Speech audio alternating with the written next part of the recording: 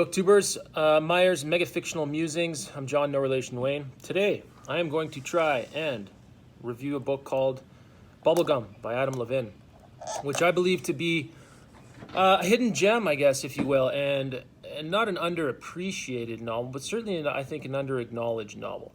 Just a delightful read, so we'll jump into that. So I first came across Adam Levin, I want to say 4 or 5 years ago in my library nearby. Actually, I saw this giant thing like this wide in the shelf.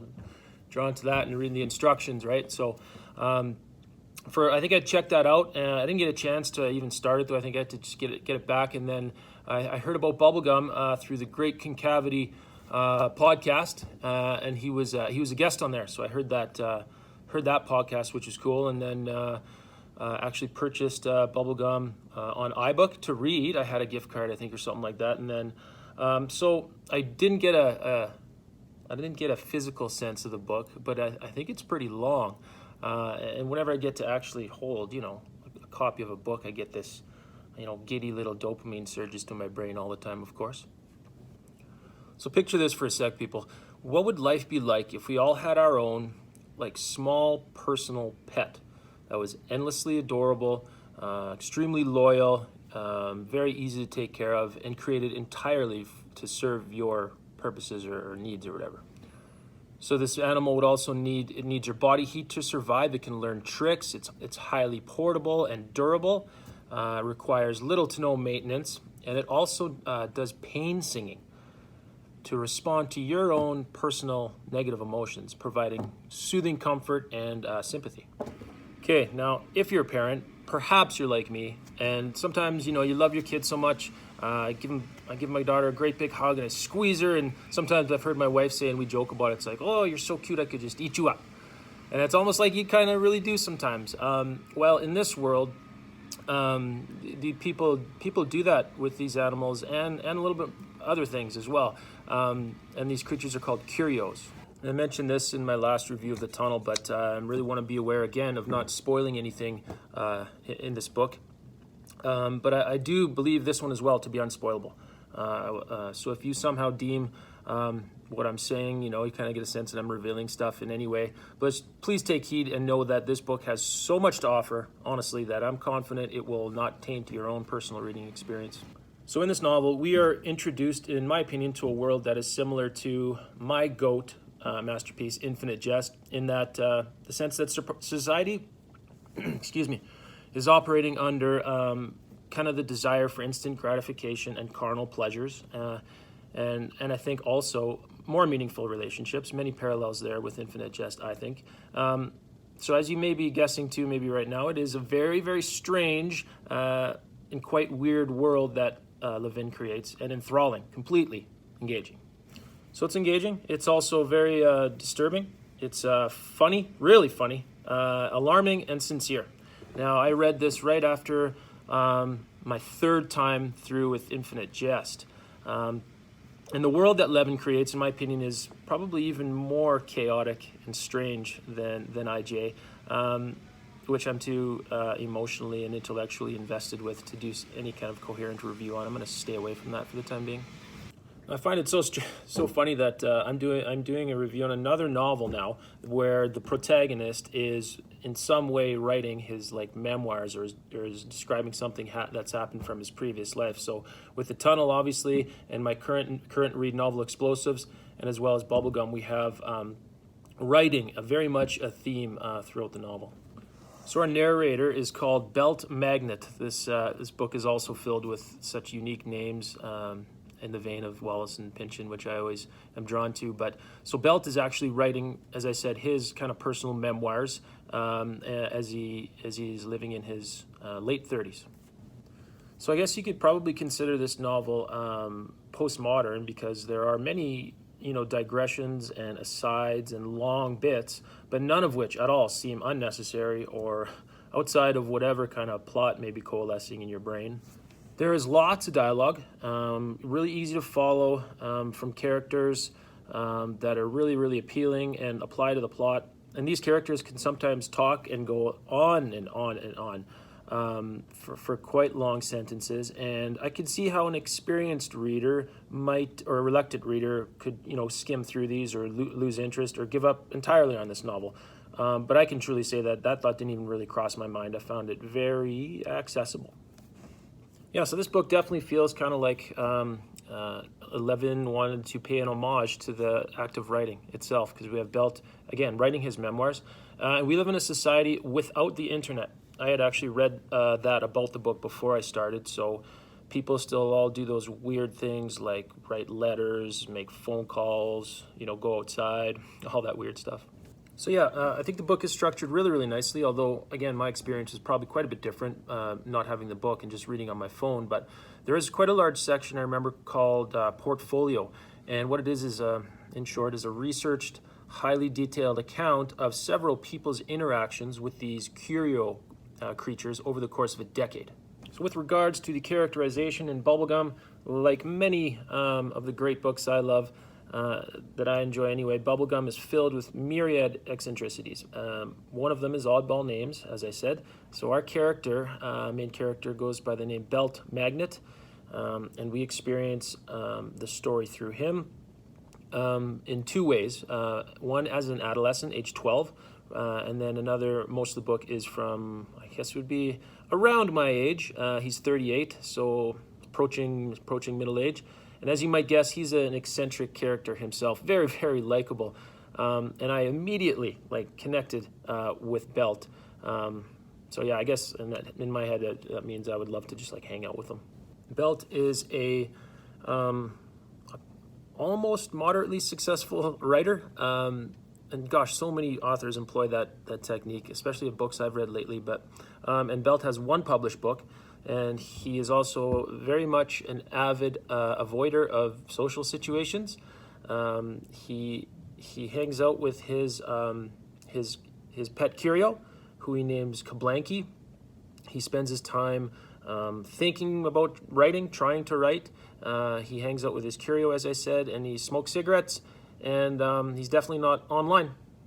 And there is certainly a very recognizable plot in this book. So we come to learn pretty quickly that Belt, more specifically his pet cure, Kablanky, who Belt was given as sort of like this pilot project when it first got going, when he was 12. We learn that Kablanky and Belt, they're an anomaly because he's almost certainly, by far and away, the world's oldest and as a result cutest living curio. And this has implications which are pretty far-reaching and that Belt prefers to ignore. So what this means and the reasons why kind of get a little tricky, because I'm not sure if I want to spoil too much, but essentially Belt has been able to resist certain things with his curio. And it's not actually what you might think at first, but all the rest of this are things and terms that I'll leave for you to discover as you read. But Belt shows a unique kind of discipline and restraint as a character.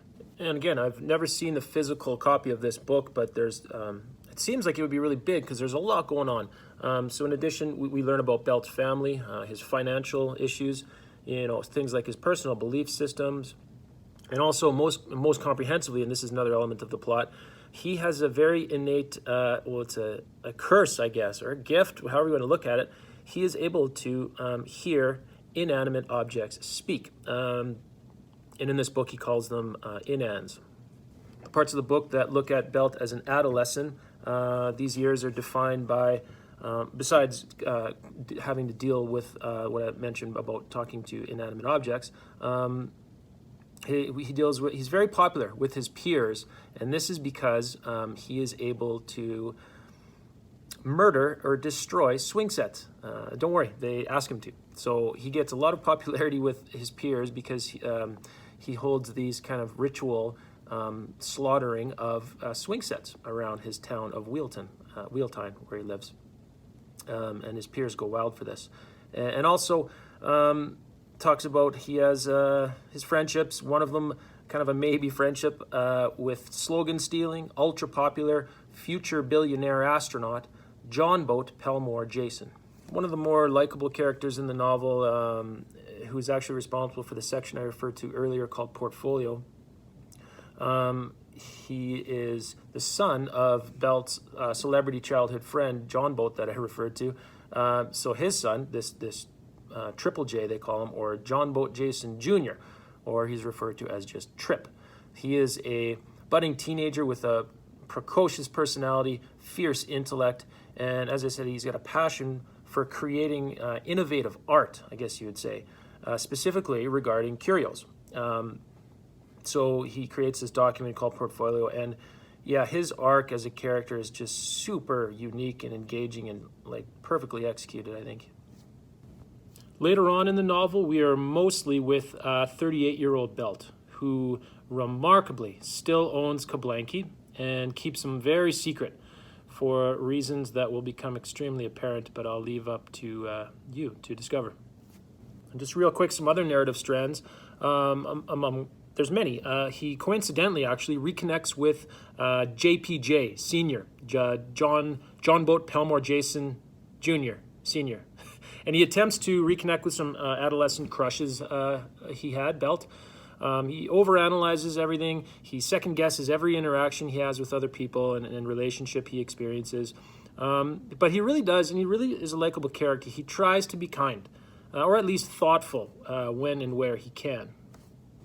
Keeping in mind this is like an alternate world or reality, some of the other things that Belt does is he goes to the odd brothel, he hangs out with his passive but well-meaning father, he smokes cigarettes constantly, he develops a taste for scotch, and he continues to try and write this memoir.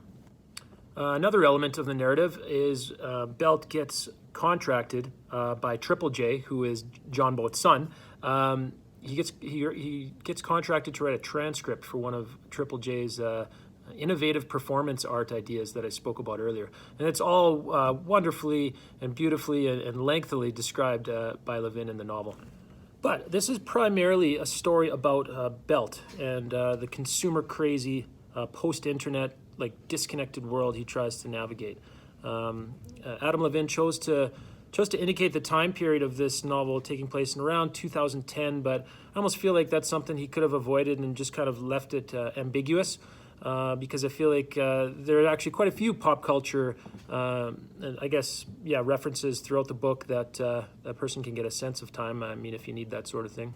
And yeah, I'd love to just provide you with a few snippets to get a sense of the writing and language in this book, which is fabulous and really, kind of light actually and accessible, as I said, more than you might think or have been informed. But so the following bit comes from a conversation between Belt and this lady that works at a bank that he may or may not have a crush on and will be able to love someday.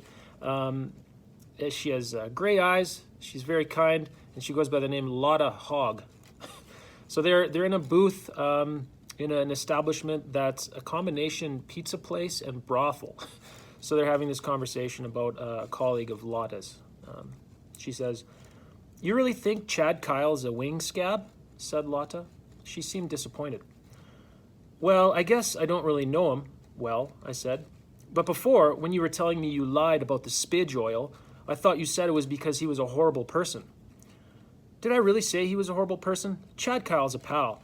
I don't think he's a horrible person at all. I just didn't want to see what he had showed me. He's always torturing cures. I hate that." "You do?" "Don't you?" she said. "Just take a look at these dudes." She nodded at the nest where her cures were now having a four-way catch with a pea-sized gob of mozzarella. "I don't care what people say," Lotta said. "They're not robots, or not just robots. They enjoy things, have feelings. They're alive like you and me, or kind of, at least." "I think so too," I said. So just referring to a couple things. Spidge oil. This is actually a device where... I won't get into it, never mind. This next part refers to John Boat Sr., who, again, would be the same age as Belt. John Boat Sr.'s wife, who is called Fonda Jane, who's this kind of combination. She's a celebrity, cult personality, gender fluid, like sexual icon. And here's Belt narrating. "To have a crush on someone, at least by my lights, one has to sense one has a shot at becoming involved with that someone. And I, never having even met Fonda Jane, didn't have that sense. That said, I did have eyes, and I lived in this world. I possessed a libido. Inside my trousers, everything was Jake. Saying I didn't find Fonda Jane attractive, that was a lie. I found her, in fact, inspiringly attractive, and had, for a while, thought about her quite a lot. Not just about her looks, though I was, I'll admit, one of the million or so readers who shelled out $60 for the special deluxe edition of her first memoir called My Procedures, in which the pre- and post-op nudes were in full color. Just one more real quick, guys. This one is from early in the book where the reader is learning more about this Kablanki and these curios that people own. It says, "There I heard my cure rustling around in its pillow nest. Whenever I was asked, I'd lie about its age. By the time it was 9, though, lies weren't enough. Kablanki had continued, like the TV spots promise, to become more adorable with each passing day, and people who'd catch sight of it, even just a glance, could sense there was something different, better about it, and their eyes would go thief-like and murderous quick. As such, I taught Blanky to return to its sleeve." Yeah, so if you're the type of reader that is drawn to, linear plots, suspenseful sequences, transparency and resolution, I want to stay clear of this one. But that being said, 100% recommend Bubblegum, you guys. It's, masterpiece level here, Bubblegum. It's right there, I think. I'll no doubt be purchasing this book and rereading it at some point in my life. Plus, it's got it's a big brick, and it's got a nice cover, I think, with that pink. I kind of like that. So, as I said, there are elements of this book, I guess, that would put it in the, postmodern genre, I guess. The fact, it's dystopian or whatever, and it's got these digressions and asides. But I say forget all that. And, why would you have to put a label on something? It's just utterly unique. So I recommend just jumping right in and knowing that you'll probably never read anything like this again.